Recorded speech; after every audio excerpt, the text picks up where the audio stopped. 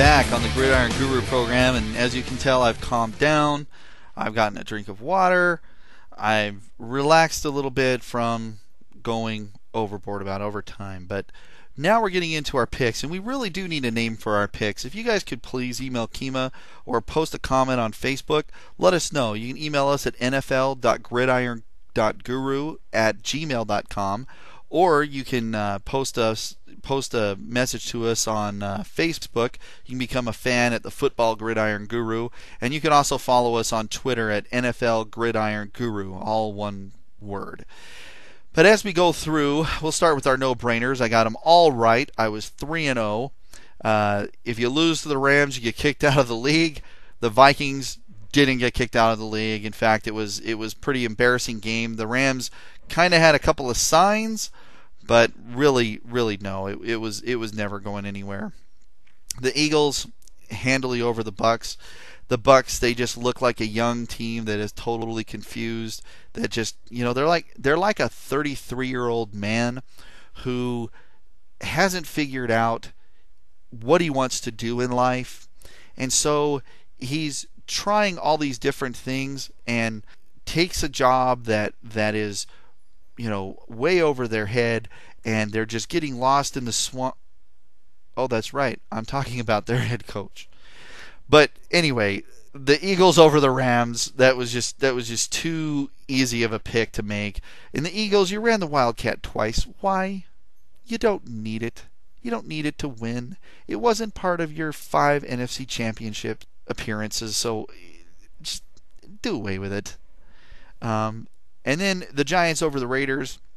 That was easy. Eli Manning started. It was great. He was out there till it was 28-0, and then they almost took my advice. I said that they'd win if they started me at quarterback, and they actually started my brother David, which was fantastic. I'm so proud of him. He went 9 of 14 for 90 yards with a quarterback rating of 82.4. What? That wasn't your brother. That was David Carr. It was who? David Carr. Really? Oh, it was David Carr. Well, my brother's got David Carr's Texans jersey hanging up in his bedroom, so it's not like it wasn't close anyway. Well, the games that look better than they really are, but are really no-brainers, the Cowboys over the Chiefs. I thought that was an easy one to call. Man, the Chiefs, they showed up. I was very impressed that the Chiefs were able to handle the Cowboys, but then again, should we be really impressed that anybody can hang with the Cowboys? Because the Cowboys aren't really looking too good right now. I picked the Jaguars over the Seahawks. Wow, was I wrong. David Garrard completely fell apart. Matt Hasselbeck looked like he did the year that they went to the Super Bowl. Jim Mora Jr. looked like he was calling plays with the Atlanta Falcons again. And the Seahawks steamrolled over the Jaguars 41-0. 41-0. What the hell is up with my voice?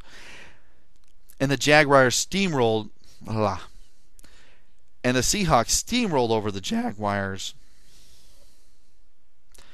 And the Seahawks steamrolled over the Jaguars 41-0. Colts over Titans, that was an easy one to pick again. I think I'm going to pick against Jeff Fisher all year long because he's absolutely done. He's horrible at the NFL competition committee, and I don't want to get my blood boiling over the overtime thing again, but Colts over Titans, that game was just way too easy, and Peyton Manning is looking so much more comfortable in this offense. It is kind of strange that Tony Dungy leaves, he loses his offensive coordinator, and he becomes more comfortable. I think it's because he's took on more ownership of the offense. We'll see how that pans out. I had Jets over the Dolphins, and I'm telling you what, Chad Henne has blown people away. Chad Henne is... He's really developed into a decent quarterback, I think. I mean, it's only been 2 games. He's only 2-0 as a starter. But if he's learned anything from Chad Pennington, who's been his mentor over the last season and a half, it's possible that we could be seeing what Chad Pennington would have looked like with an arm. Chad Henne, it doesn't bother him when he has to come out to put in a wildcat play. They run back and forth. And the way that they keep adjusting personnel in that wildcat, it's almost like they have it's almost like they are running a 2-minute offense. It's kind of strange in the way that's all rolling out. Bills over Browns. That game was the worst game in the history of the National Football League, bar none. That was worse than any of the 2-0 games in the 40s, worse than any of the 0-0 games in the 30s. When you watch that game, the Browns could not get anything accomplished. The Bills could not get anything accomplished. It is sad that those two teams just couldn't get it done. And honestly, when it's the Browns, it comes down to Eric Mangini has sold his soul to the Jets. I mean, is it really that much of a coincidence that Eric Mangini gets fired by the Jets? He goes to the Browns. He trades out of the 5th pick so that the Jets can get their quarterback in Mark Sanchez. And then he deals